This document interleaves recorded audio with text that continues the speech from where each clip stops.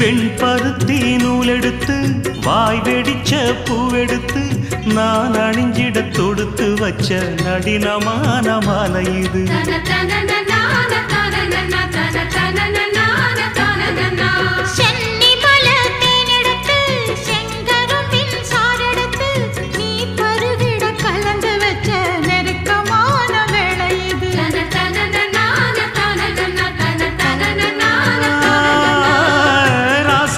உடம்பிருக்கும் ரவிக்க துணி நானாக அன்னாடம் சூடி கொள்ள ஆசை வச்சாகாதா.